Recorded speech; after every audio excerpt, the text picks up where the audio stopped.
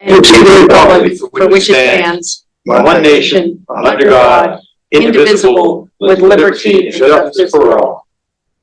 Thank you. Public notification of this meeting has been published, posted, and distributed in compliance with the South Carolina Freedom of Information Act. The agenda is in front of you. May I have a motion to approve the agenda? Motion to approve. I have a motion. Do I have a second? Motion second. Any opposed? Unopposed. The motion passes unanimously. We have the approval of the minutes of the last meeting, which you have in front of you. They're very straightforward. A motion to approve. Motion to approve. Second from Intron. Any changes, discussion, etc.? All those in favor of approval of the minutes of October 19th, say aye. Aye. Any opposed? Motion carries. Extension. I wasn't at the meeting. Morris wasn't here, so I have no significant opening remarks tonight other than thank you all for being here, and thanks to Jim Armstrong for being here and going to give us a little bit of guidance and advice tonight. So with that, Barry, yeah, absolutely. Thank you.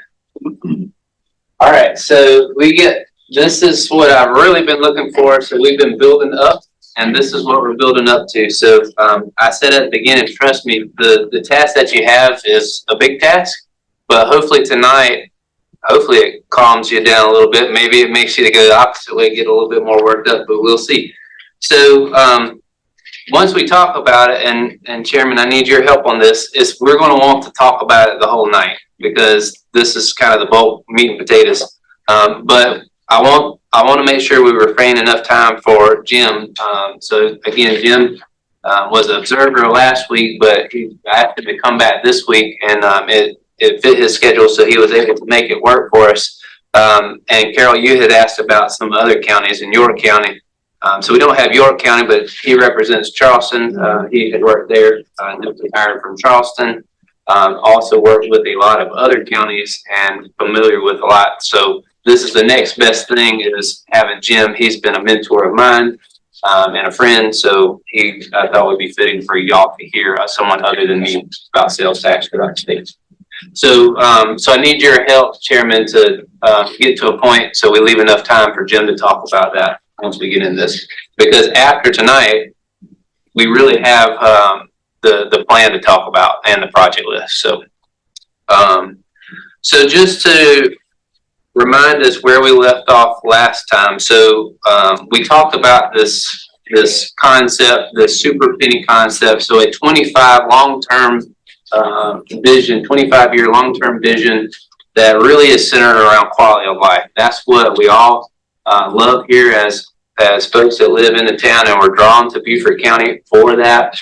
We want to make sure we preserve, protect, and enhance that quality of life for years to come. So come up with a long-term solution, not just kick the can down the road, or come up with a short-term solution that really doesn't plan ahead. So with that, we were saying, okay, what do we think, just the staff's idea of what the right mix of pennies would be. We talked about sales tax in Beaufort County and how powerful that is relative to other sorts of the infrastructure investment.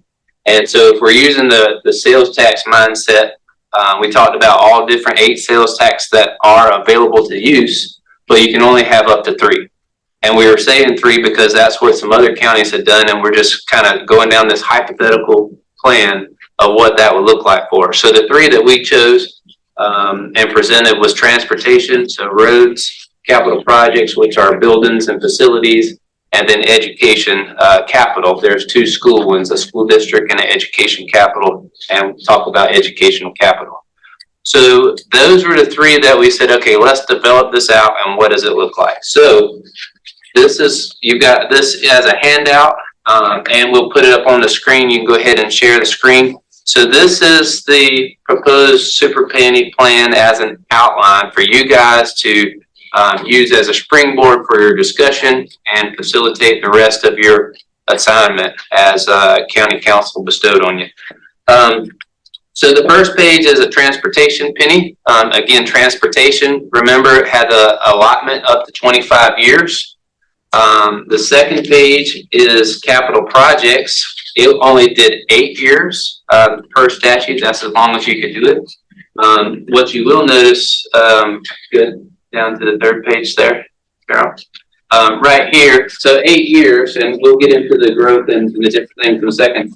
But 8 years, if we wanted to develop a plan, the implementation of the plan may have to take some adjustments given the statutes and the constraints. So if we wanted to do a 25-year plan, and it may involve 3 sets of 8 years of capital projects to fully embed the plan that we're trying to develop. But just for all intents and purposes, right out the gate, 8 years is the max. And then lastly, on the next to last page was education capital, and it was 15 years. So again, for a 25-year vision, there would need to be 2 of those for that to take place. So I want to, transportation, what we did, and again, this is just staff putting something out there for folks to react to, for you guys to react to. Transportation, we kept pretty much the same as the recommendation that came out of last year. So remember, last year was 10 years, $700 million program. There was specific projects, and then there was general projects, these program projects. We made a couple of tweaks, and I'll talk about those. The biggest difference that we did was we said, okay, we're going to take this all the way to 25 years. So we kind of took these and just made them percentages versus what we had last year was specific numbers to fit into the $700 million frame. And like I said previously, after we had met last year, I got all the data from the state on past collections, and our growth number was actually higher than what we had projected. So really that 700 million was really 950 million is the number that would have been collected if we had the full 10 years. So as you can see, we're starting to get into really big numbers. I said billion about a year and a half ago at council meeting, and they had looked like I had 10 eyes. I mean, it's like, I'm not allowed to say that word. I was like, well, if the federal government can talk about trillions, it's lo and behold, we as local government, we should not be afraid to talk about billions, because the cost to even put a pathway on the side of a road is almost $1 million a mile. I mean, the same as resurfacing the road. It just is extremely costly to do infrastructure. And so it doesn't take long for you to add up to the billions. So I'm going to come back to transportation last, but I want to start, if you go to the last one, to education. So education is the last one. So the third page here.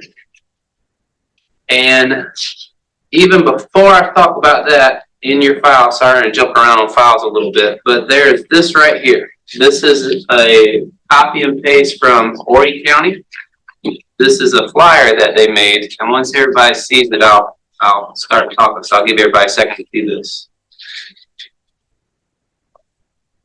All right, everybody see it in your packet? Mm-hmm. All right, so what this is Horry County. Why talk about Horry County? One, it's good to know what others are doing across the state, but the great thing is it fits us.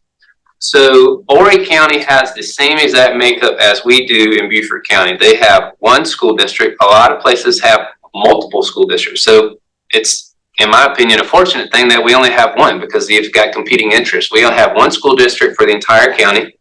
They have one technical college, and they have one higher education, just like us, TCL and USCB. So about 2008, 8 timeframe, the USCB affiliate that they had in Horry County split out from USCB and became what is now known as Coastal Carolina. At the time, and shortly thereafter, 2007-8 were hard times for all, but there was hard times for the college. And so what happened, they approached the county, and this was conceived, and this education capital helped provide resources to Coastal Carolina, which really helped stabilize them while they were going through a rough patch.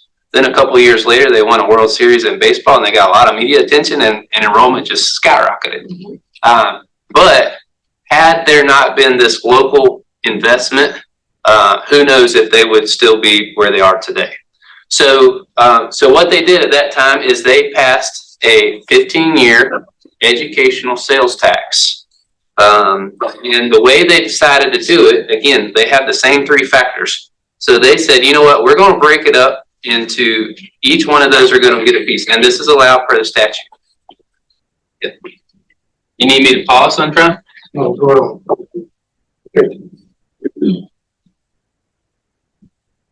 So what they decided was our school district is our biggest need. And so they said, we're going to put 80% of what's collected to the school district. Then we're going to put 13%, you see it here, 80% to the school district. 13% is going to go to Coastal Carolina, and 7% is going to go to the technical college. Then what they did, this is the really interesting part in my opinion, after they broke that up, so whatever the collection was, and I believe they collected about $900 million over the 15-year span. Then they said, you know what, we're going to make 4 generic projects. And they said existing facilities, new facilities, land acquisition, and then this last one, technology, safety, and telecommunications, kind of a broad catch-all. So those were the 4 projects that they named.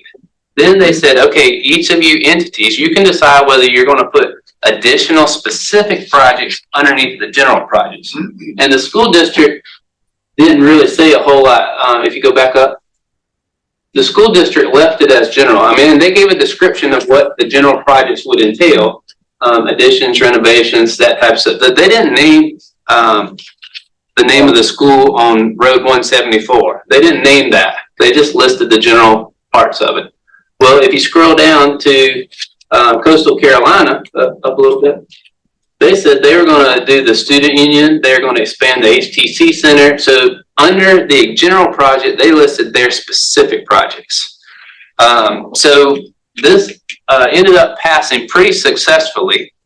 And the fast forward, so 15 years, obviously Coastal Carolina's doing great. They're really skyrocketed their enrollment.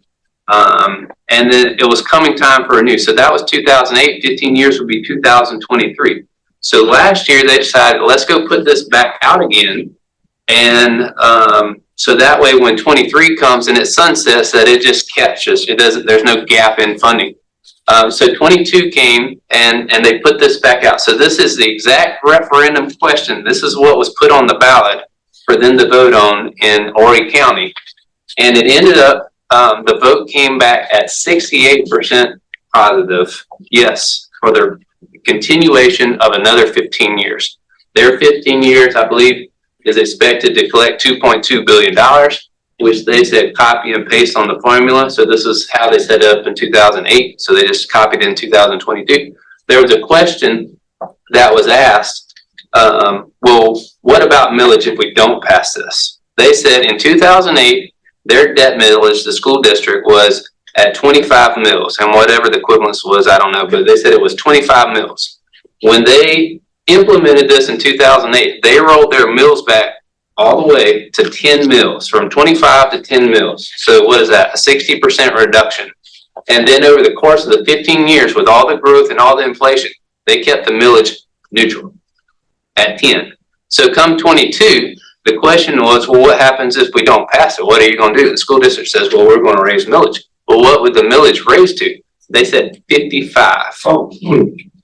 So that's how successful that not only did it roll back taxes, then it kept taxes low. And then that's what the equivalent that they would need to earn if this didn't pass for To them. keep the amount of money coming in to do the stuff that they want. That's right. Wow. So to put it into our plans, like, well, this is copy and paste. I mean, this is our exact model. We had the exact same setup. It's not like we've got 4 school districts and we've got 2 colleges. How could we split it all up?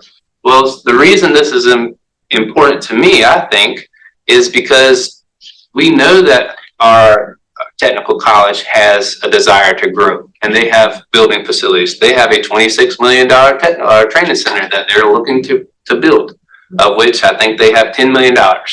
So they're trying to find the difference.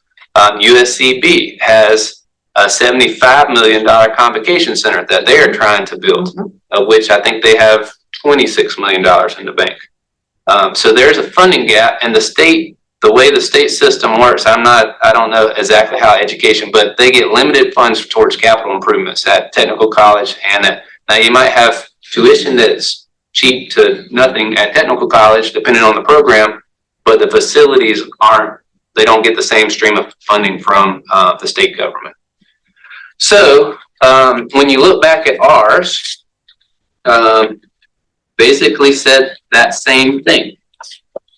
So flip to the third page, or excuse me, the very back of the page. It said, you know what, let's set it up the same thing. So 15 years with our growth at 5% produces $1.5 billion. Only difference here is instead of 80% of school districts said 70%. And I'll talk about that in a little bit. And then you can see 14% and 6% for USCB and TCL. Now, we haven't talked to the school districts or the higher education or technical college, whether they like this, whether they want this, whether this is the right number. This is just basically a copy and paste from what Horry County, it seemed to work for them. Maybe it works for us. Any questions on where this kind of came about? Yes. Okay, so if I'm hearing this right, I live in Horry County. We passed this thing in 2000, whatever, 5, 6, 7, 2008. 8, okay. And so as a result of passing this, all of the visitors, all of the vacationers are paying this penny tax. I'm paying it too when I shop, but we've got this huge group of people coming to our town every year, vacationing. And as a result of their dollars and their pennies, we make all this money, and it keeps my taxes, not just keeps them low, it lowers them 60% on the house. Is that what you're saying, the millage? Or 60% on the village? Just on the debt. So On the remember, the debt. school has operating and debt. So if you're a 4%er, you don't pay operating at all. Mm. If you're a 4 and 6%er, you pay debt. So only the portion that you would have paid as a 4%er, that was the portion that was lowered. Now, it may not be a Only 60 the portion you would have paid as a 6%er? No, a 4%er. Yeah. There's a school district tax that comes off the operating, and you don't pay that as a 4%er, only Okay. 6%er. So this So is, the 4% only pays debt. that's correct. I This see, is I see. directly what it, now your tax bill, Horry County citizen, their bill did not go down by 60% because that's only 1/4 of the tax bill. You've got operating, you got school debt, debt and operating, then you've got county operating and debt. Okay, But that component went Went down. down 60%. so it saved the people of Horry County taxes on their home to some percentage. Yep. 60% of the 1/4 that it affected. And it allowed the visitors, the out-of-towners, to pay the bill for the most part. I mean, they paid some of it, but not much of it because the out-of-towners are Whatever paying. their percentage of out-of-towners, whether Yeah. it's 40%, 50%, Yeah. who knows? Yep. And then they were so happy with that, they went ahead and did another 25 years. Yeah. This is where we're missing the boat in Beaufort. You know, we're all fighting and everyone's upset about, you know, I did this last year or whatever, more ethics complaints. I mean, all these things that people say they don't trust the government. You know, how do we get over that? Because these counties are saying, heck yeah, this is gonna benefit everyone. Every 25 years, we're gonna, I mean, I can guarantee you in Horry County and in all these other counties that Jim will talk about, they have the same local politics that we do. They have the same issues with administration that we do. They have the same issues that from new folks that moved into their area that don't want to change. They have the same things. It's just a matter of what they were able to get done. And well, if you think about 25 years, I mean, you're asking for 25 years, right? I mean, administration. that one was 15. 15, Yeah. I'm sorry, The vision 15. is We're 25. talking 25. The administrations are gonna come and go 3 times over by the time, right? And maybe the council members. Well, yeah, I'd imagine, at least twice. I mean, Yeah. Oh, So- that's right. okay, I just wanted to see if I understood all that. Yes, you're All right. correct. It sounds like. Mark said you have a question. Yes, my question, I guess, is, you said these are hypothetical numbers as far as percentages for the university and the technical college. These up here, we just, Hypothetical. I don't know how they came up to theirs, and I haven't asked anybody how they came up to 80 and 13 and 7. Okay, okay. But I just copied and pasted pretty much. Okay. The second question sort of follows up on the understanding that I have is that bond indebtedness is what we all pay on for the school district at this point, right? Mhm. But as far as the day-to-day operation, we will still be paying the same for, I mean, It just depends on, if you're 6%, yeah. okay, if you're 6% of your. Yeah, unless they change, say they've got $100 million budget and they need to hire 10 more teachers, so now they've got $102 million budget. Right, So that would increase their operating millage. right. So I would dare to say operating millage doesn't vary as much year over year as you would as debt, because you would issue chunks of debt Right. versus, Well, as you build schools, right. Right. operations will go up. That is true. Right. So but it's a more steady versus a chunk by chunk. Operating is gonna go up because we're not paying our teachers living wages. We just started paying our teachers. We just began. And so we've lost all these teachers. The teacher crisis, we're going to be paying a lot to operate those schools because teachers are not gonna to work for no pay. The good thing, our school district here locally, they just did raise school teachers' base wage. Right. And at the time when they raised it, it was the highest in the state. Mhm. Now, I don't know this year if anybody Mhm. one-upped them or not, but last year when they got raised, they were the highest in the state. But that's still gonna be an expensive portion of our taxes. So Yeah, if we that can won't get go relief, away. if we can get relief in other ways, all the better. At the bottom of the page, Jared, is 10%. Can you explain a Yeah. little bit how, what we're doing with that one? Yeah, let me come back to that. And if anybody has any questions on education, I'll go to capital because that answers that question. All right, one more on education. You said that the Horry County program was successful for what, 8 years, 15. 15 years. After 15 years, they went back out and they got an approval for, Yeah, it was approved 68 to 32. So it was that and sales tax, passing referendums, that's overwhelming. yeah, because the only thing I'm thinking about is if it didn't pass, then what would have happened? Then the school district said they were going to raise the mills from 10 to 55 to offset the need to finance the new schools. You heard what I asked. Yeah. If it didn't pass, then what would happen? Because I don't know if our citizens would stomach that. Well, I'm just looking down the road, but I think that what we're doing is a good idea and we should get to this. I mean, we're not gonna have to worry about the future that much. Take this for example. So if we'll know in the next couple of weeks whether their school bond referendum passes or not. Right. If it passes and now they've got $450 million of debt, on day one, just like they did, they went from 25 mils to 10 mils. Right. That opportunity is there. So whether it passes this year or they did it at another year, whenever, even they have an existing debt that's there, as long as the debt is into a capital asset, that they could roll it back and defray the debt. Right. So on day one, whether it passes or not, if it does passes, it makes it even more of a rollback because you see, this is 1.5. They're asking for 450 million. And how long will that last them? At some point, they're going to come back and ask for more. Right. Ask for more. This is a long-term funding solution, relatively long-term, 15 years for the school district. And what it does for them, they roll back, say they have $500 million in debt. They still have $1 billion worth of revenue collections for the next 15 years to go towards, not just because you've just paid for the $500 million that they haven't built yet, but intend to build. But then on top of that, you've got $1 billion still left for them to build the remaining 10 years, 15 years. And I think I asked before, charter schools is not a part of this, right? I am not sure. That would have to be something, have to look up. I want to say it's specific to districts, school districts. Now, I think, I'm not an expert on charter schools, but I think charter schools have to get some type of funding through the school districts, and Some do and some don't. Yeah, it depends. I think If it's a county charter school versus a there are state some county charter. charter schools. we can look in and get some more State information. charter. I'm not 100% sure. That's a good question.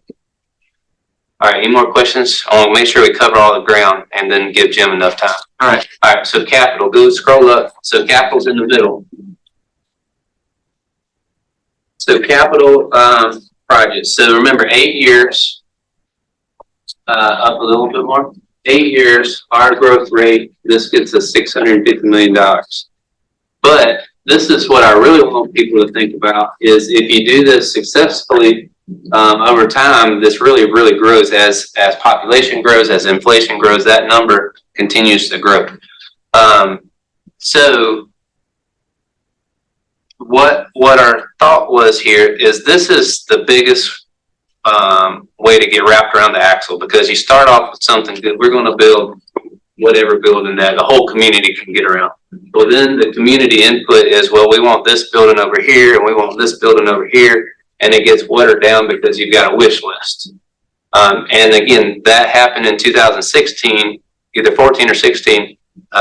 We had tried a capital project sales tax and it didn't pass. And that's my understanding is how it kind of, we had something good and it got watered down. So what we were thinking about was like, how can we make sure that we kind of play some defense or offense and prevent the opportunity of it getting watered down with all these inputs that take away from something good. And one of the complaints that we often hear is, well, we don't know how much, this is a county sales tax, and you're offering something to municipalities, but we don't know how much we're going to get, or we're only getting this one project. So the thought process was, you know what, why don't we just solve that right out the front? And not think of this as a county sales tax, think of this as a regional sales tax. And in doing that, we'll say this helps the county, but it also helps each and every municipality. So we have big 4 municipalities, but we also have 2 smaller ones, a portion of Yamasee and Hardyville. So in this mindset, we said, why don't we just say 6 municipalities plus 7 county, and then spread it out based off, and we're like, well, how could we spread it out? Like, what's the right formula? How are we going to do this? And the thought came is, remember last time we were talking about local option sales tax loss, where that's the one where it's the property tax rollbacks and 71% goes to rollback taxes and 29% goes to revenue or project revenue fund. Well, the municipalities were the one that presented that and petitioned that to the county. They were in favor of that. Well, inside of that, and I forgot to bring that example. I forgot to even mention it to you. Inside of that, there's a formula on how that breakdown goes, and it's based off population and where the tax is collected and a couple different factors inside the statute on how much each entity gets rolled back and how much each entity gets in their capital project fund, capital revenue fund. But inside of that, it basically puts a percentage on each entity.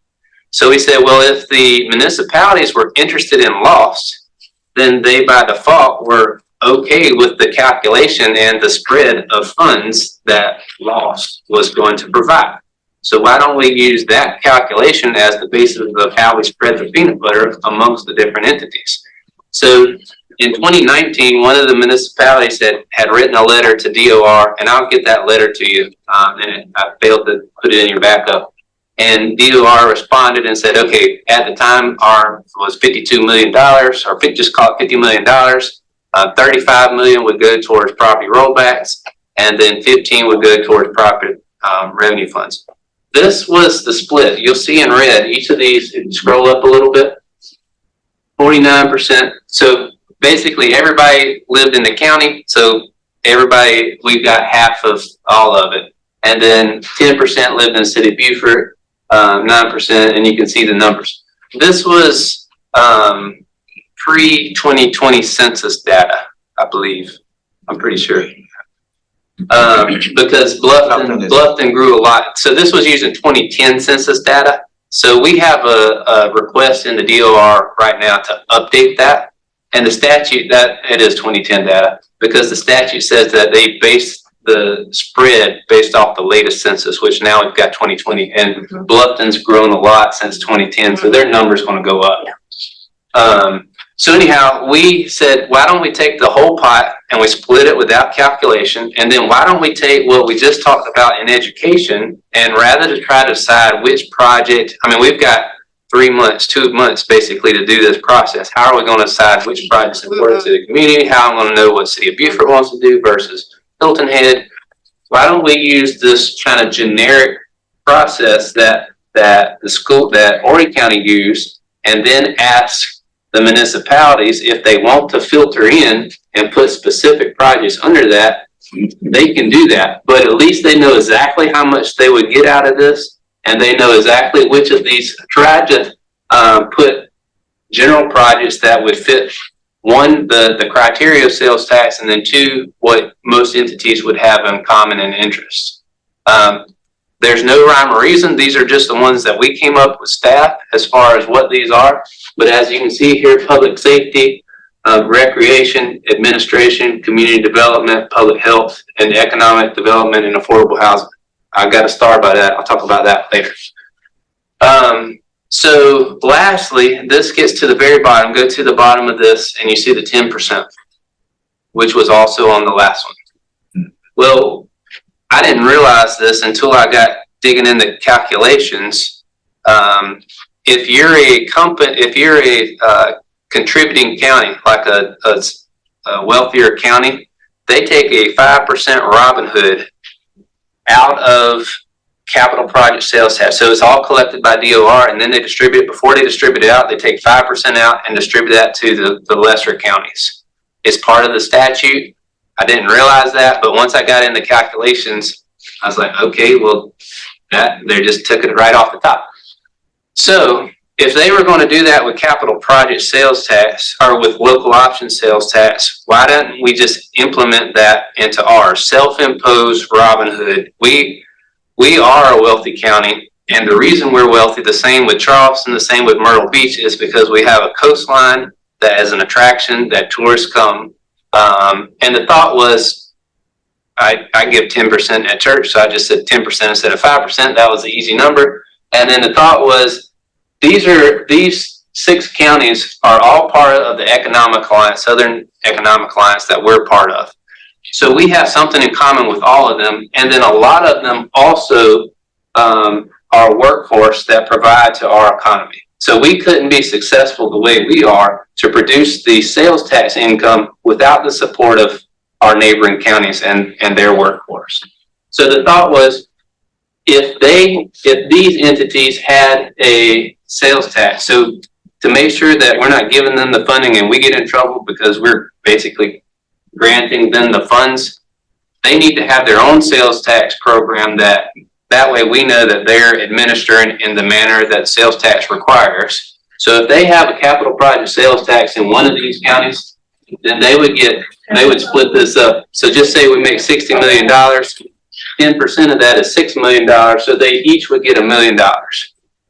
If they didn't have a sales tax, they basically miss out on that opportunity. That $1 million would go back in the pot and come back and get redistributed throughout the percentages. This is totally not required. This is just, hey, it sounded like a good idea. If they were going to do it in capital and lost, why not implement it in capital project sales tax? And if we're going to do it on one, why don't we show it on all 3? And the thought, again, is a Robin Hood factor, that we have a high sales tax because we have coastline, not because we're better than Allendale or we're better than Jasper County. It's just because that's a geographic point of Beaufort County. So again, totally up for debate. This is a starting point for you guys to have discussion, but that was the thought. So when you go back to the very top of this, scroll, I'm sorry, the top of capital project sales tax. So this 650, the 90%, and then we do the split of the calculation of the different entities, and then 10%, so 65 million over the 8 years would go to the other entities, unless they don't have a sales tax. then it would come back in and fall in this split. So, and then that was back up to education, so the same thought process in education. And the other thought is, sales tax may not be the right for all the counties, but at least from what we're seeing, it seems like a good solution. So almost like a big brother effect. If you do this, we'll help you in your endeavor. And imagine what $1 million does in Hampton County. $1 million to us is something to sneeze at versus $1 million to them. It builds a community center. So anyhow, that is capital project sales tax. So any questions? Lost. Yes. Local option sales tax. It doesn't ever end, right? And when we're talking about all these pennies, that's not one of them. The only way you use lost just now is to say, hey, I like the way they divvy out the percentages, right? So that's what you're We just using use that. it as a An framework. okay, Mhm. the 5%, 10%, the 10% donor. One of these three pennies requires 5%. Which one is it? Lost. None of the three that we have. None of the three. So theoretically, if we were going by the statute, we wouldn't have to give away any of it. Correct. Thank you. The point of the 10%, and I hear what you're saying, are all of our neighboring counties in a loss program at this point? I don't know. We'd have to check the book. A lot of them are in lost. So if they're in lost, they're never going to have 3 pennies, the same 3. So they might hit 1 or 2, but might miss out on the third. But Beaufort County is not in lost, hence the reason we can talk about 3. Right. But yeah, it's somewhere. It's in one of the handouts. Yeah. Ever. Jasper shows lost, Hampton shows lost. Right. Colleton does not, Allendale does not. Hampton is low. We're not including Bamberg, are we? Hampton is low. I think Bamberg's part of the alliance, and that's Bamberg and Allendale.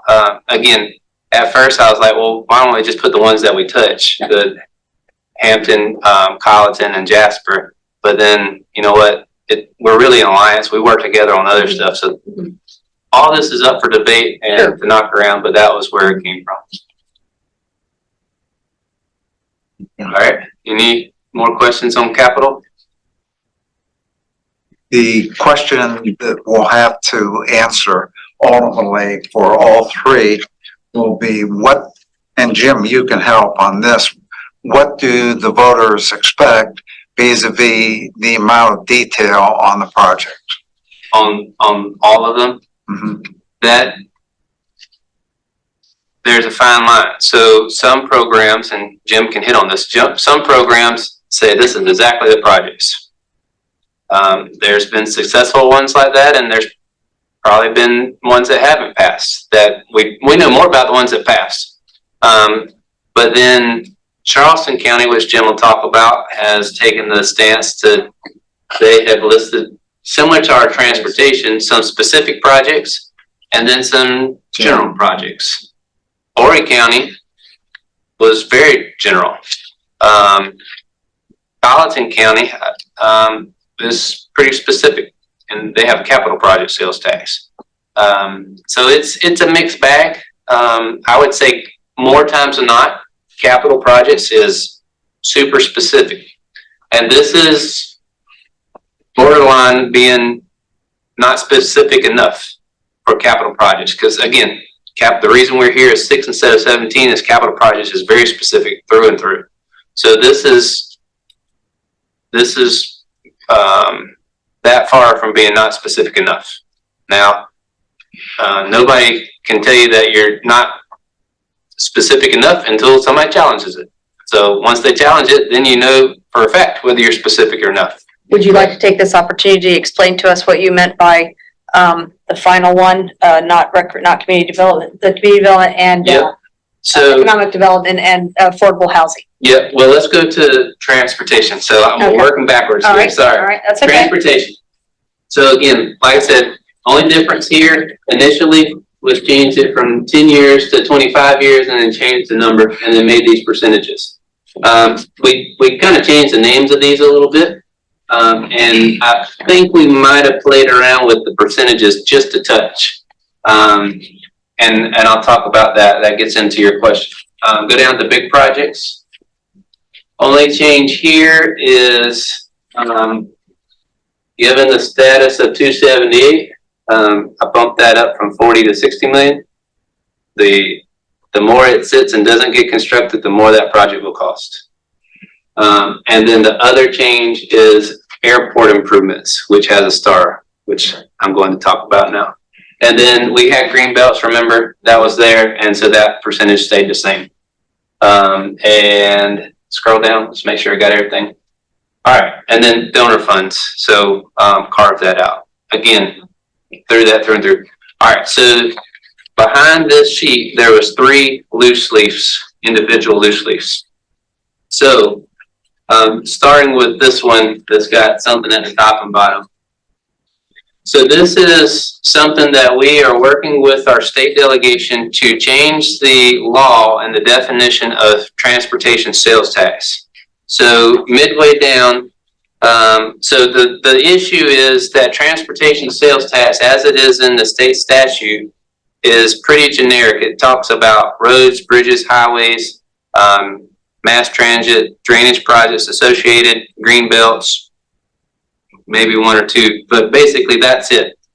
What it doesn't do and what we're proposing is to expand the definition to fit more closely with the definition that US DOT has, which includes federal aviation, transit, rails, ports, mass transit, not just buses, but ferries. And the reason is, like we talked about, like baiting our hook, using local sales tax to go get federal funds. The bipartisan infrastructure law has a lot of opportunities out there, but we're constricted by what we can use to bait our hook based off the current definition. So what we're proposing to state legislator is to amend the definition to include the highlighted here. So include public transit systems, including and specifically buses, subways, light rail, commuter rail, trolleys, and ferries. Obviously, we don't have all of that, but we have the last one, ferry. And then aviation was not listed, railways wasn't listed, maritime wasn't listed in the existing definition, and maritime transportation infrastructure. So just to make it more closely aligned with US DOT so we can be successful in going after additional grant opportunities. So we presented that to our delegation last year, and I'm learning on the go on the State House stuff.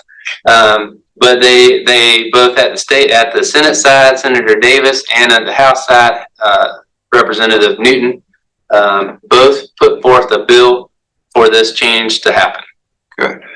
That bill did not make it through. So this is the part that I'm learning. So a bill has 2 years to make it through. It can only get started in the first year, which last year was the first year.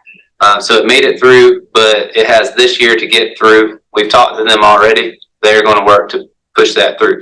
So back to our, and you don't have to flip, but just back to our other page, if it doesn't get pushed through, then airport would come off. Like that is not a appropriately funded current definition. Okay. But what I hope for is by the time, so they finish in June 30th, that's the end of session. So hopefully at that time, that law has been passed through and amended the definition. So come November 2024, that it would be set and suitable. Because as mentioned before, we have a $75 million terminal expansion that is unfunded or partially funded. So that would be, then sales tax could help finish that project. So that's the first one. The second one, this goes to capital. So this is your question specifically, Carol. You said, well, what about the economic development and affordable housing? So similarly to that, we proposed a legislative change to amend the definition. So inside capital project has a whole bunch of uses. It's got water, sewer, buildings, a whole bunch of uses. But what we're proposing as staff is saying 2 of the highest priority items throughout the state, throughout the county, and throughout the state, and really throughout the nation, is affordable housing for workforce and here, state of South Carolina, economic development. So why don't we amend capital project sales tax to allow for the provision of that? And so we can do water and sewer, but what about site development, pad development, or building a spec building? Nobody wants to move unless the building's ready there for you.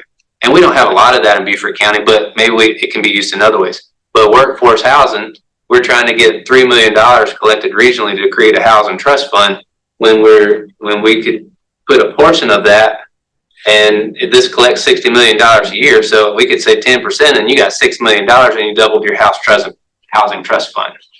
So that's the thought behind it. This one has not been introduced at state legislature. So again, there's every 2 years, it's a 2-year cycle. So for this to happen, it would have to be introduced by our delegation, not in 25, but in 26. So if it got passed in one single year, it would be available at earliest for a referendum in fall of 26 for that full. Now you could still pass capital projects now, it just would not be an allowable expense, and you couldn't put economic development and affordable housing as an item on capital projects On the ballot. on the ballot. But if it were passed subsequently, after the ballot had been approved, would it become an eligible expense? Not For that money. not for that money. If you passed a new referendum and you listed it, then I believe it would be at that point. Yeah. And then lastly, we mentioned this one to our delegation, and they didn't necessarily say no, but they didn't say right now, which is us getting all the sales tax on the same timeline horizon. So we're talking about 3 different ones. We said put them all at the 25-year mark. There is some discussion about this, not from us, but throughout Association of Counties. I think I've heard mention of this, and they're talking about putting it on something like a 12-year or a 15-year. I don't know that this would catch a lot of attention from delegation, because it gets back to home rule. Like, do we give them local government more opportunity, or do we want to keep that at state house? So You know the answer to that. I No, we do. kind of know. So that one's there. So go back to our super penny plan. So like I said, the plan is a 25-year vision. The only one that allows you to do that in one fell swoop is transportation, but go to capital projects. So unless this was changed, you would have to do that 3 times in order to fulfill the vision. And given that this would take a law to be changed, that the mindset is you need to go with this. If this happens, that's great, but you got to go with the mindset that this may take a couple.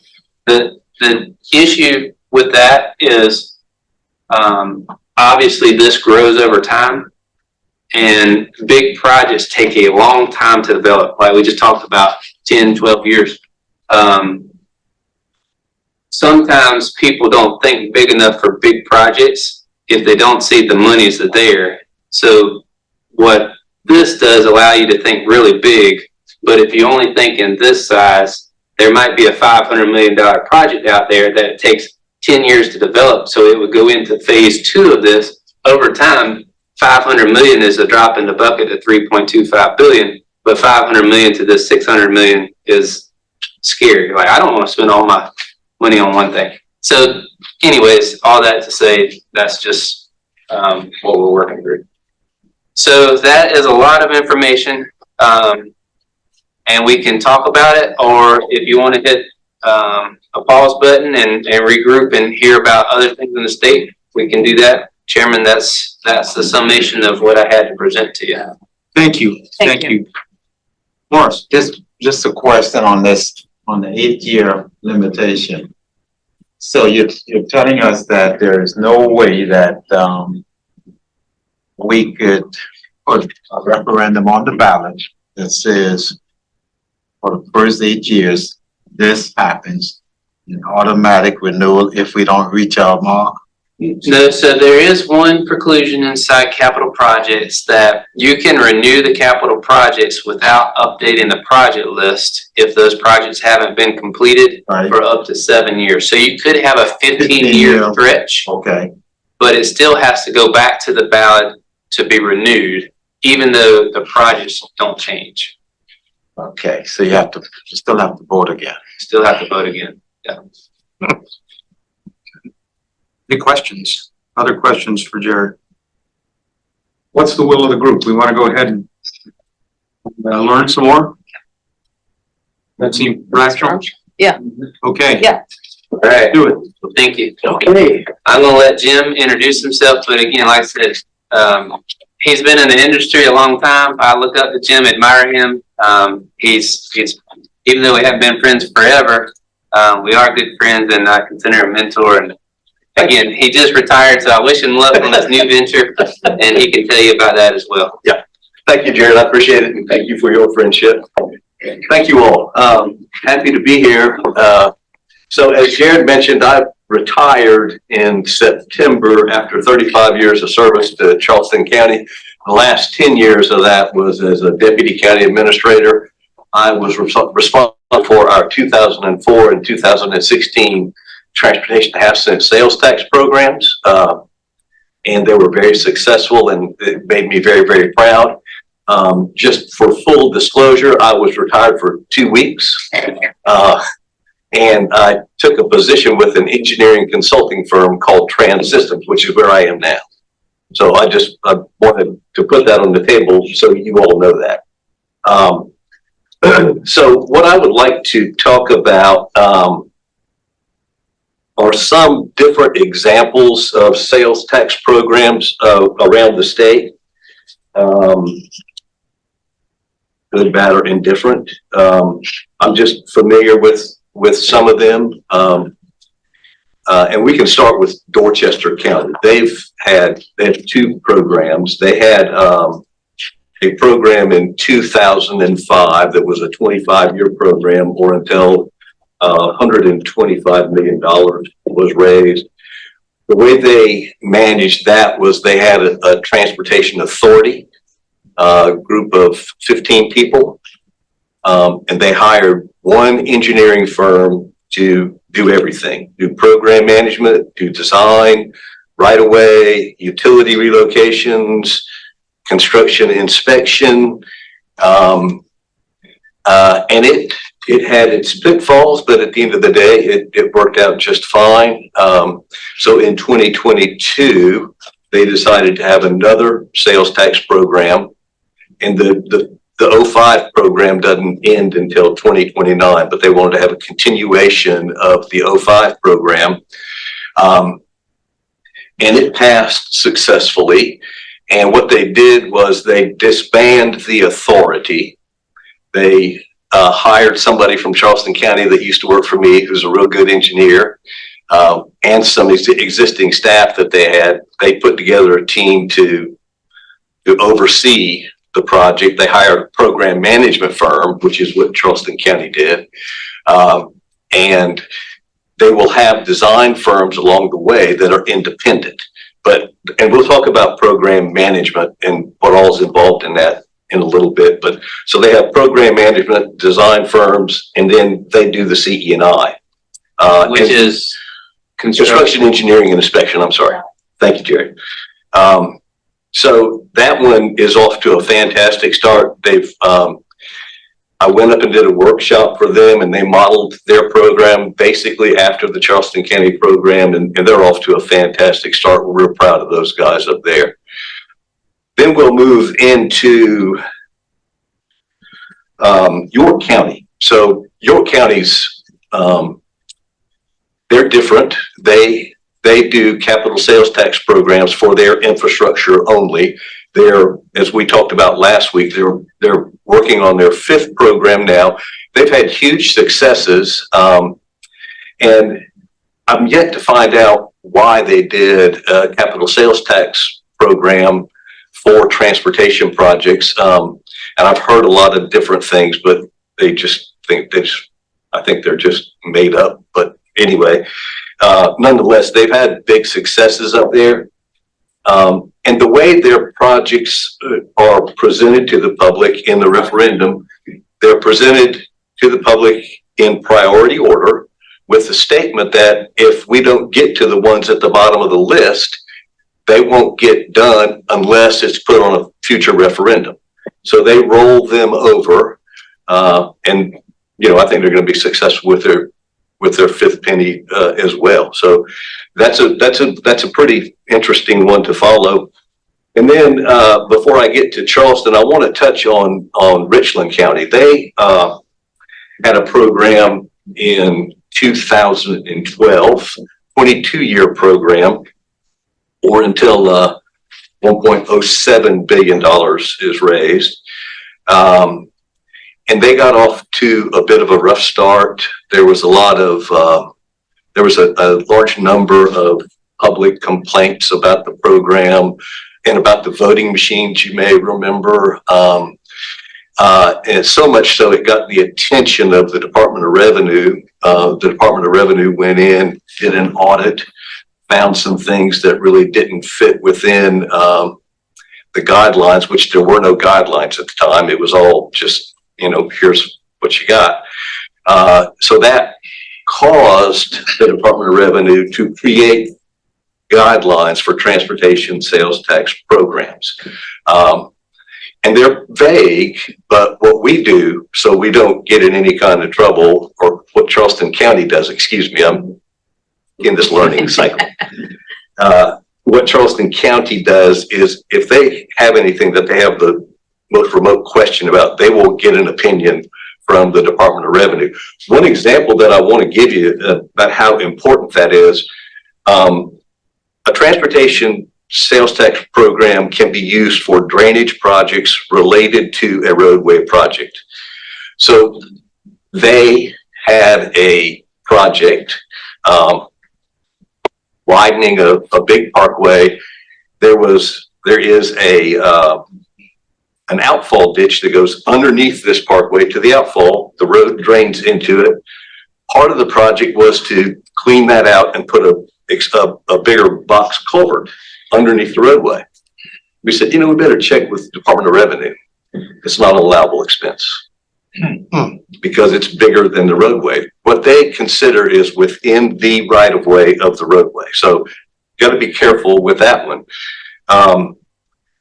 Charleston County also contemplated some design build projects because they've done a couple in the past. Today, in order to do a successful design build project, it's important to provide a stipend to the vendors up front for some specific design elements of projects, and that's not an allowable expense either. So, you know, we check with, or they check with them routinely to see what's allowable. So, I think that's about that for other counties. And then we'll talk about Charleston County a little bit. So 2004, we had our first sales tax program. Well, let me back up. We had a sales tax program. We had a sales tax referendum in 2000. It narrowly failed because of some wording in the referendum. So we brushed up the referendum language, went back out in 2002. It narrowly passed. It was challenged by a group because of some other language in the referendum. The challenge was upheld, so we went back to the drawing board. 2004, we got it right, and we passed with flying colors. And the question was raised earlier about how do you put projects in the referendum? And what we did initially, for a big portion of our program that we called bonded projects, instead of big projects like Jared has listed, we identified 13 bonded projects, and it had the language in there, these projects included but not limited to. So it gave us flexibility. We had a 25-year program, so you know there was a lot of mileage ahead of us. So it passed. We began work, started working on the 13 projects, and then we had a big pot of money that was still residual for smaller projects. We went out to the community and had 5 public meetings, and we asked the community how they would like to spend the rest of this sales tax money. And they told us things like intersections, bike and ped facilities, resurfacing, pave my dirt road, all these kinds of things. So we came up with what we called an annual allocations program. We had categories of resurfacing, intersection improvements, bicycle pedestrian facilities, intersections, local paving, and we had one in there, drainage. Drainage went away after Department of Revenue said you couldn't use it anymore. So we had those categories, and each year what Charleston County does is it sends letters to all the municipalities, to the school district, to the DOT, requesting projects for us to consider. And the very first few years, we had $10.5 million a year in our annual allocations program. The first year we got $75 million worth of requests. So staff went to the table and just made a priority list for each category, and it was a political football, and it was painful to get passed on an annual basis. So what we did, so we could survive, was we came up with an objective criteria rating system. Whenever a project would come in, we run it through, it gets prioritized objectively. So we take the county council every year, this list of projects, we followed the guidelines that you approved, here's your list. And it's seamless, no politics at all involved in it. So it was a real good thing to do. In 2016, the county had another referendum, and it passed. It was worded about the same way with the projects, and not, included but not limited to these projects. A new component that was put in there was a rural road program.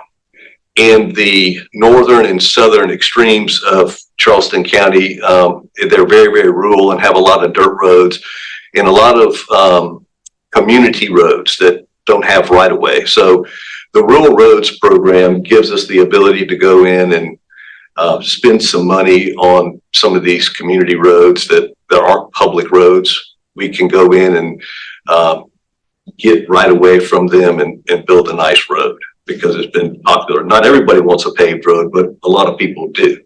So that's a new component that was added. And we also have in the program, we have mass transit in Greenbelts. Mass transit is run by the Council of Governments. And so it's managed independent of our transportation program. In Greenbelts, we have a Greenbelt Advisory Board that helps to manage our Greenbelt program, or their Greenbelt program. So on that would be equivalent, the Council of Governments, we have a COG, but we already have Palmetto Breeze. So that's who runs our mass transit.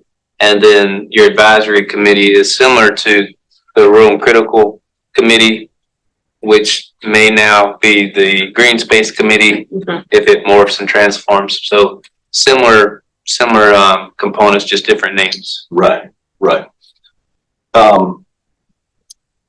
So we talk about this program management, and we had in our first, I'm trying to talk too fast and I'm messing up. We had in our first program, we hired a program management firm, and 8 years later, we transitioned out of program management firm into in-house staff. What we did was moved a component of our engineering staff into a new staff called Transportation Development, and that replaced our program management staff. The program management component is it's a great way to do a program, but it can add a lot of cost to your program, but it's pretty essential. There are a lot of moving parts in a transportation sales tax program. So some of the items that a program manager helps you with is financial planning, and forecasting budgets and helping with, bond timing. Of course, there's estimating and monthly and quarterly reports they provide, and those are very important because the public wants to know what's going on. Each and every day, the public wants to know what's going on, and so they're right to know. So they did monthly and public report, quarterly public reports. Now it's online and it's updated periodically, which is a good thing. You have to develop like program procedures manuals so everybody knows how to do everything the same way. Somebody has to track the DBE and SVE components, prepare presentations for public meetings and for council meetings and things like that. DVE and SVE. Disadvantaged business enterprise and small business enterprise. Okay. Their requirements under procurement codes. Okay. So there are a lot of financial and project and schedule responsibilities that a typical small local government office does not have that they need help with. Before we started our sales tax program, we tried to figure out how we were going to manage it. And so we put together this org chart of how many people we would have to hire, and it was ridiculous. It was like 50 or 75 people. And so we got in the car and we went up to York County because they already had a program, and they did a program manager. We went to Cobb County, Georgia, which had several sales tax programs. They had a program manager, and so on and so forth. So it was real popular, still is real popular. And it's good if you're going to have a long-term program, though. What I encourage people to do is build in a transition plan right up front, because it takes some time to do it. And today it's even tougher because it's hard to hire people. I mean, people just aren't ready to work, so it's a challenge. Has York County kept their program management, or have they brought it in-house now after all these years? After 8 years, they transitioned out. Excellent. Or not after 8, in 2008, they transitioned out of, Okay. so it was 11 years for York County. They transitioned out and they do it in-house now. Okay, and Charleston did that as well. So it seems that seems to be the way it goes, and what your recommendation is, hey, know that up front. Yes. Start with the end in mind. You hire the group, you say, we're hiring you in order for you to work yourself out of a job and train us how to do your job. Precisely. Okay. Absolutely. And, and we had a transition plan is complicated. So we did ours, and ours took about, we did it purposely and thoughtfully, and we took like 2.5 years to completely transition out. And so we have a transition plan, and I've shared it with other organizations. Right. I mean, why reinvent the wheel Yeah. when we already have it? Mm-hmm. And it's a very useful tool. But when I went up and did a workshop with Dorchester County, I spoke to them about that, and they were like, "Wait, we're gonna let them fire themselves?" I'm like, "Well, okay, yeah, of sorts." But they've had that discussion in putting their team together, and it's fine. I think everybody expects that kind of thing. Some other things that were done that were extremely helpful to us. Permitting and following the NEPA process is difficult, and it's time consuming. It takes about 8 years to do that. So what Charleston County did was we worked with the Corps of Engineers, and we said, hey, if you'll dedicate one of your staffers to our projects, we'll pay his salary. This is a model that the State Ports Authority has done and the Department of Transportation has done. And they agreed to it. We have a written agreement. So every year we write them a check, and when one of our projects hits their desk, it gets priority order. So it's, and it's not that expensive. So that's a real good program, to have. Another thing that Charleston County did that turned out to be very beneficial was they hired a lobbyist, a federal lobbyist. And well, I used to go pre-COVID, I would go to the Hill every quarter and make the rounds and talk to our legislative delegations up there, and take a pamphlet with all of our projects in it that we're getting ready to happen. And it takes a long time to get anything done. The rule is about 3 years before anything happens. Long comes the pandemic and everything shuts down. Got right back after it, after the pandemic lifted, and went back up there. And right after that, we presented one of our projects to one of the members and ended up with $16.1 million. So it paid for itself, and I don't think there's a staffer there that wants to continue that and go up there because it's a lot. But so having a presence with your federal delegation and your state delegation is extremely important. There's plenty of money to chase out there. You just have to have somebody willing and eager to do it. And these lobbying firms, they have grant writers that can help, and they know the language to use, if you will, to make your grant applications attractive to the delegation members up there.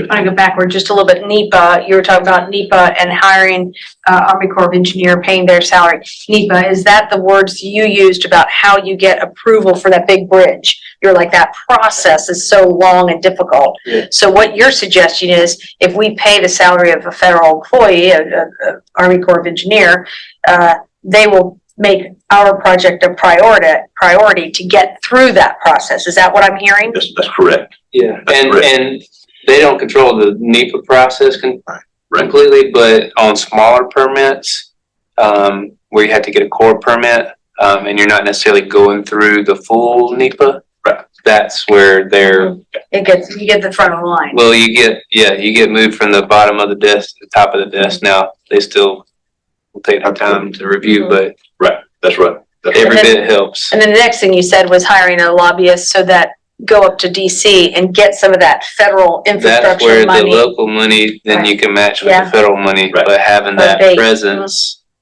And going up there and saying, look, we've already put 16 million towards it, but we need your 35 million. Oh, okay. Right. You guys are committed. We're gonna give you the money because that project will get done. Right. Okay. Right. And you have to, you sit across the table and barter with them.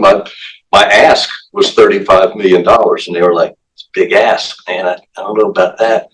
I was like, well, you need it. And I was fighting for it, and they were like, we'll think about it. And I left.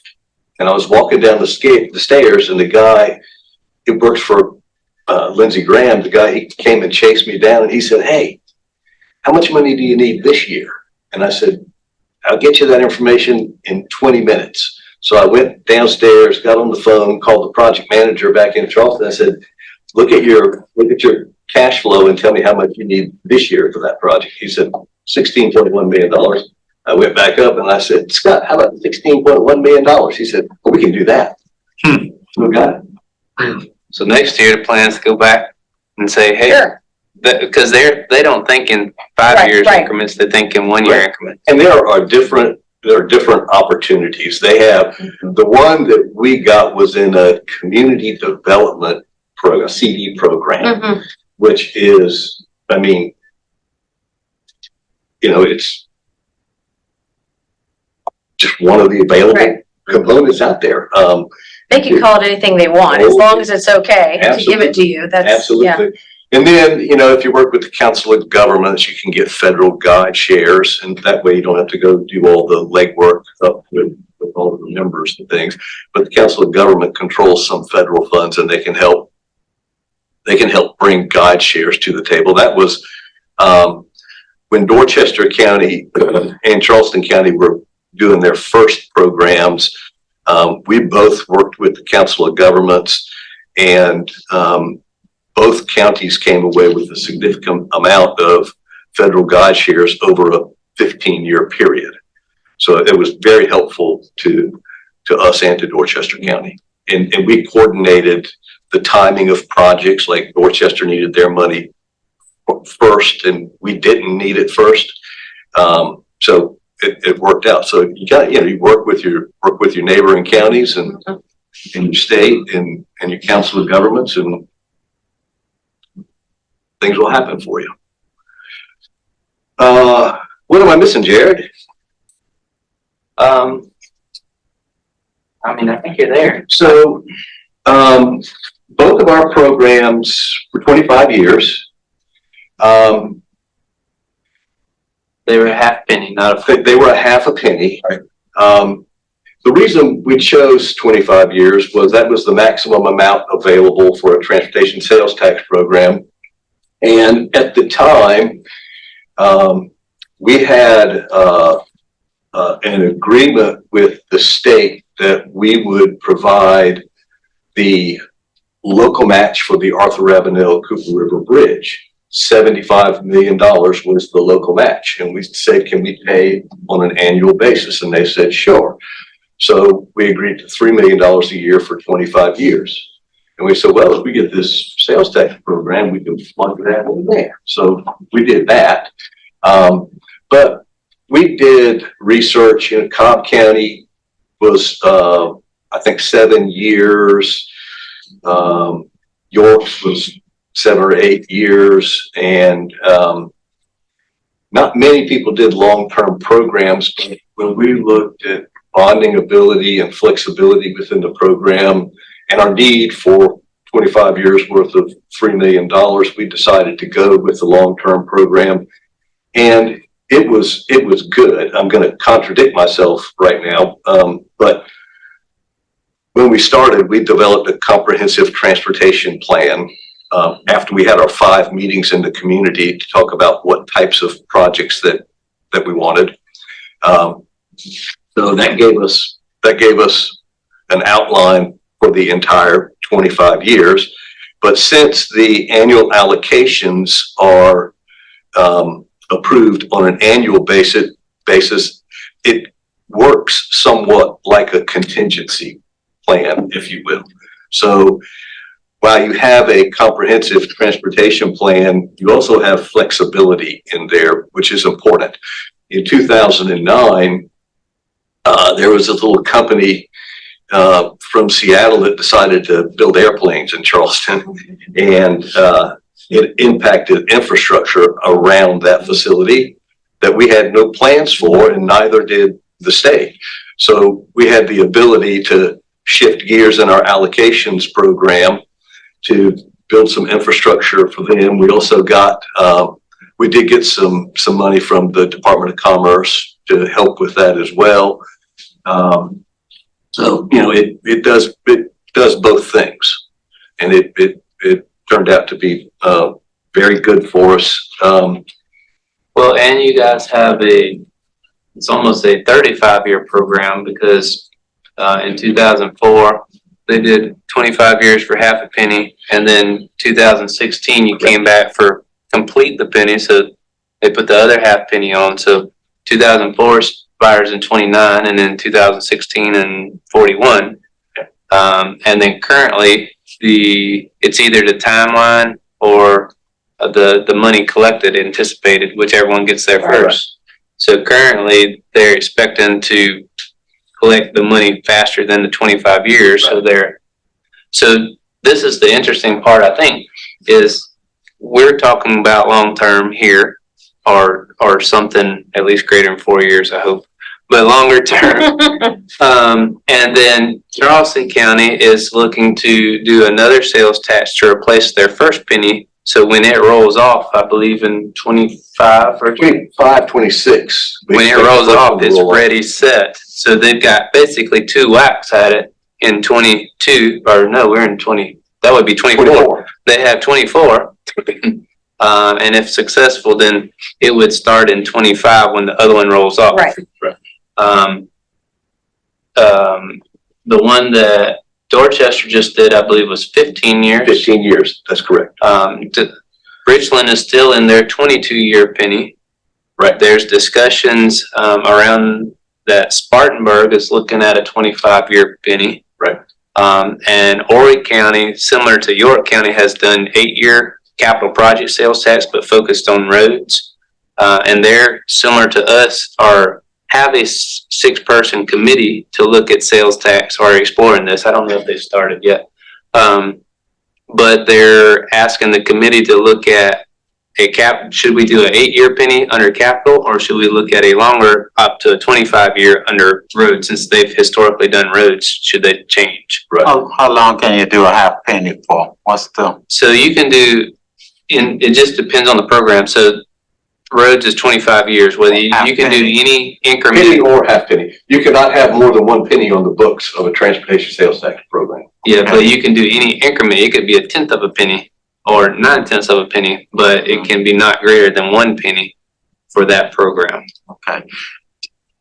The other thing, how much, I guess you had a lot of good, what we call bids to, or bids, I guess, to offer as far as that program in Charleston, because you had Boeing, you had Volvo, you had the Ford, and all of those things were sort of coming together at the same time, and there was that need for that penny or for whatever needed to be raised to do infrastructure. How much impact do you think those things have on the success of your program? Well, Boeing and Volvo weren't on the table when we had our 2004 referendum. They came after that. 2009 was when we started feeling the impact of Boeing, and then Volvo was actually in Berkeley County, but I mean, It's the same we area. feel the impact Right. from it. But I think that the way that they did the program in 2004 was we got together with the mayors from the big 3, Charleston, North Charleston, and Mount Pleasant, and we all got together and said, okay, we got this list from the COG of transportation projects that are very important to this area and that aren't going to happen unless we have a sales tax program. And this much money's in Mount Pleasant, this much money's in North Charleston, this much money's in the city of Charleston. What else do you all want? And we talked about that, but the 3 mayors were very united. So the 3 mayors and county council, they did a lot together. They did a lot of public meetings. They did a lot of TV spots, newspaper ads, the whole 9 yards. So, you know, that collaboration really helped to make our 2004 program the success that it turned out to be. And that to me is the key. If this thing's gonna work, Yes. every one of these politicians is gonna have to be at the table with their hand on the book. I think I mentioned this too, earlier, is when the work was done last year and then, county council voted on green space. We didn't know when we were doing the work that the municipalities loved it or not, but afterwards they came out of the woodworks showing like, we wanted that transportation penny. Right. And so that Communication fervor early. is still out there. There's still desire because roads haven't got any better since. You have 3 different mayors. The other, Yeah, you're right. the other thing that happened, which I thought was interesting, when we took that first package to county council for the first reading, I was anticipating at least 3 members of council voting against it. And nobody voted against it. Everybody stood up and said, okay, this makes sense, we're gonna do this. Because Now we got we've 40 been seeing council members. Council voted yes, but I don't believe they had the full support of the municipalities. And that's what we need. We need someone to help us with this flag. Is because your story started with, well, we failed. then we passed, but we got sued, and then they won the suit, so we failed again. Then we succeeded. I want to know what happened, because it sounds like there's no difference between them and us, right? I mean, we're struggling with all that too. Right. What's the magic sauce? Is it getting everyone on board? Is that what you're telling us? Getting all the mayors, getting all the, That's a big piece of it, because in 2000 and 2002, we just went after it. And it wasn't a very collaborative effort. Plus our language just didn't meet the state's requirements. okay. That was the problem with 2000 and 2002. We were new at it and sure. made a couple of mistakes that cost us a little bit of time, but We can learn from that. We can Yes. learn about that drafting. Okay. yes. So, but in 2004, I can tell you the collaboration with the mayors and with county council was key to its success. And then I think in 2016, people saw the successes that we had with the 2004 program, and the numbers were just, way out. It was great. Well, you also had community support. You had entities that supported the program that you were trying to achieve. We did. Now, another thing that was different was in 2004, the Chamber of Commerce was a big advocate for us, and they helped promote our program. In 2016, when we went to them, they were like, if Mark Clark is not on, and you all have heard about Mark Clark. They said if Mark Clark's not on the list of projects, we're not supporting it. And we said, well, we're not putting it on there. Okay. So there was a gentleman who was on the Highway Commission, and before that, he was the supervisor of Berkeley County. His name's Jim Rozier. Wonderful gentleman. God rest his soul. He said he would do it, and Jim could sell water to the ocean. So he joined us, and he started collecting money from people, fundraising, and he started a group called Complete the Penny, and they advocated for the program just as the Chamber of Commerce did in 2004. Outside of the county. Right. Yes, Right. You can't advertise. we could not. That's why we had We to do community meetings. yes, but we could not advocate for it ourselves. That's why we had to have somebody else to do it. And the chamber was ideal. They did a wonderful job for us in 2004 when they were our advocate, but couldn't make that work out in 2016. But I think they'll be behind us in the 24 referendum because the project will be listed on that. So you specifically listed projects and then added the language, among other things, or not to be limited by, not limited by. Included but not limited to. Yeah, I know that because I write things all the time. I don't know why I couldn't think of it. But, so that helps. So what do you think about these generic groupings? Do you think that the public do you think your Charleston people would like the generic listings that we're listing here? So I think what you have is pretty much the same thing as our model, because you have a specific list of projects that you call big projects. Mm-hmm. We simply call them bonded projects because they were going to take bonds to do them. And then we had nothing, but we developed the annual allocations program, which is similar to the categories that you have. Yours is just more informative than our 04 program was.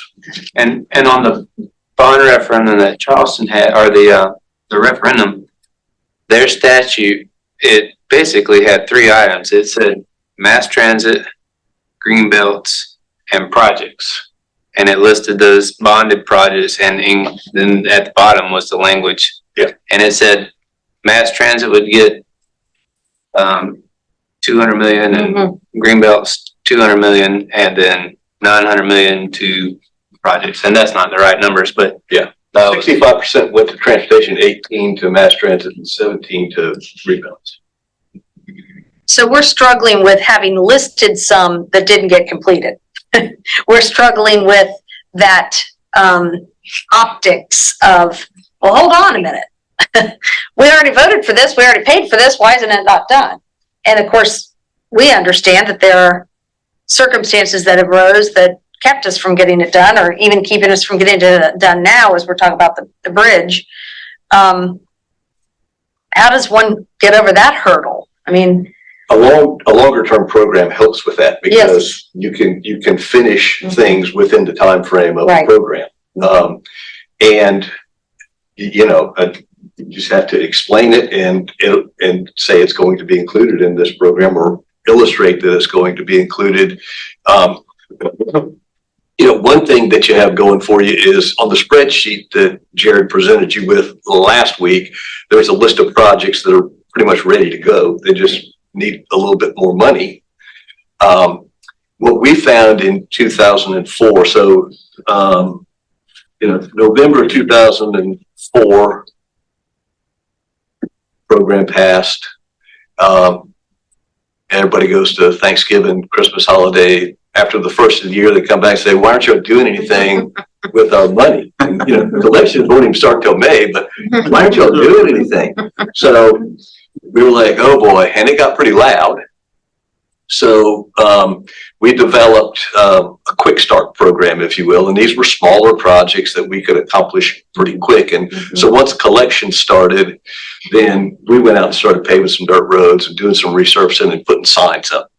Every time we touched a road, we had a campaign sign out. Your dollars are at work, your pennies. And so we got over that. So you really have kind of a quick start program already established that you can overcome that noise with.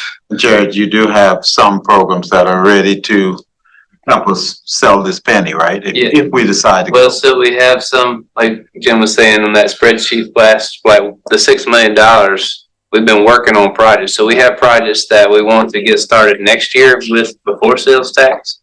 And then projects that'll be ready as soon as sales tax, if it were to pass, ready to go in the spring, once the pennies pass. Okay, this is great. Other questions? Jim, go ahead, Mark. Yeah, I've got just a couple more. I heard you mention the rural road program. Yes, sir. How did you all attack that basically as far as securing easements? Tough nut to crack, I know. Right. So Did y'all pave any without easement? no, can't do that. And we struggled with what to do. But we had, one of our engineers came up with a great idea. He said, literally, we were spending more money on community roads than we were on county earth roads because we could not spend any money on community roads, but as a service to the community after a big rain or a big event, our phone would ring off the hook and come grade our roads. So we spent all of our resources on community roads. One day, one of our engineers said, well, why don't we just get right away on the road itself? And we struggled with that a little bit, and then we went out and started really paying attention to what we had, and we thought that a model built around that could work. So what we did, and we called it the non-standard road program, went out and we would survey the road where it existed and added 5 foot on each side, and we would plat that and get permission from the owners to get them to grant us that right away gratis. If they wanted it, then fine, but if they wouldn't sign up, then we'd move on. And that turned out to be a very successful program. It created things like, drainage drainage was a problem because we didn't have enough for roadside ditches, so You inverted? we did pervious pavement. And it's expensive, it's very expensive, but it works. And, Why didn't you do invert, drainage? well, our engineers just aren't big fans of, inverted drainage with drainage pipe running down the center line of the road. Pipes fail from time to time and cause problems with what's above them. So our engineering staff just isn't big fans of them. They wanted to find a different option. That's just a personal preference to the engineers. Because, you know, it saves the amount of property that you have to Yes, sir. take for sure, and Yes, sir. it's more palatable in little neighborhoods than having to dig the ditches. You're finding that out, right? Oh, yeah. No, I mean, there are a lot of, Yeah. there are a lot of inverted crown roads, throughout the county, and I mean, Kiowa Island's full of them. Yes, right. So it's something that works. We all, you know, speaking of unique things, there's an area in North Charleston where the roads are very narrow and there is no drainage. And there are some people that have some problems over there, and we had like about this much shoulder to work with. So we decided to do a demonstration project a few years ago and go in and put strip drains down the edge of the pavement. You know, and you can do it in a trench about a foot wide or so. And we had enough room to do that. So we went in on this one road in this area and neighborhood in North Charleston and did one as a demonstration project, and it worked. It was amazing how good it worked. And so we started doing adjacent roads, like 1 or 2 a year, and it helps them a lot. It's, you know, it's another maintenance item that you have to deal with in the future that's going to be challenging, but okay, we solved the problem. Okay. Other questions? It seems to me that we have to get the right list of projects and the right list of programs that are well-defined and well-supported to motivate people to vote for it. And that's difficult to do. Yes, sir. The projects that get the votes won't necessarily be the projects that are your priority. But just to respond, if you looked at this list is, I think, broad, but it's something for everyone if you really, I mean, once he ratcheted it down and can explain why we're doing safety and traffic flow issues. We know the issues that we're having. May not be specific enough at this point, but I think we can show some nuggets that's gonna get people's attention or get voters' attention to say that, oh, they're gonna solve that issue at Spanish Wells in 270. They're gonna solve that issue at 17 and whatever else by doing this, and I think that's the big sale, and that's what I think you're referring to. Yeah. So this is a broader list, but it can be collapsed or can be specified or made more detailed so that you'll feel comfortable. And I think the voters are doing. We just have to come up with that. But I think you have a list that matches these broad categories, right? If I say you got 30% of the dollars going to safety and traffic, you can tell me some of the things that's gonna happen with that. Mhm. Putting that stoplight at my road. Mhm. I'm just joking, I'm just joking. No. Yeah, Everybody yeah, wants a stoplight. yeah, but certainly, okay. Well, and even to that, on the capital projects, if the county had to list a specific project under capital, I can tell you one of the county's projects that they would list under under public safety would be law enforcement center. And that makes all the sense in the world, and everybody countywide ought to get behind that. So similar to Horry County, and they had school district and the TCL or in the technical, and some of them chose to put their specific projects under that list and some of them didn't. And maybe the county puts law enforcement center under that one, but they leave off, or maybe they do it for recreation and they say aquatic pickleball center. Or whatever under each one of those, or maybe they choose to just list law enforcement center and don't put anything under the other generic ones. And same with Hilton Head. Hilton Head might say performing arts center under community development or something like that. You do know the sheriff just got the old courthouse, the entire old courthouse. I don't think he needs any more law enforcement, does he? And Well, if facilities? You go ask him. Oh, He'll well. give you his opinion. Okay, anything else? We've learned a lot tonight. Very, very informative. Thank you, Jim, very much. You're welcome. And any questions, I'll make myself available for you. Right. We're glad you're here and glad you came, and we probably will have questions. So, is there anything else for the good of the order this evening? Hearing none, may I have a motion to adjourn? No, not yet. Okay, hold on. What's the next step? Where do we go from here? Where do we go from here as far as, committee?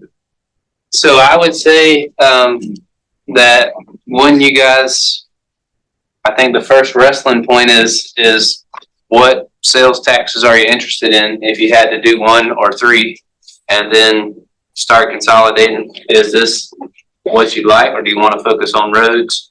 And then once you figure that out, then you can start diving deeper into, well, if you want to do roads, is this the right road list? Do we want to change it around? And that sort. So I think now at this point, all the preliminary work is done. It is where the rubber meets the road and you decide exactly what you want to do. But first you got to decide 1, 2, 3, or 0, and then start filling in the dots. Okay, we'll tackle that the next meeting. Okay. And I think the focus will be really kind of a starting general discussion on each of those potential programs. As I said at the beginning, if, for example, the bond issue for schools fails, then that may affect our decision in terms of, do we go ahead and put out a school program as our number 1, or a half penny for school and a half penny for roads. I mean, we can find a mixture there. Good point. So let's focus next week on, what the big picture is. And as part of that, we can't help talking about the little picture too, because that's going to be part of the whole thing. So, anything else before we go?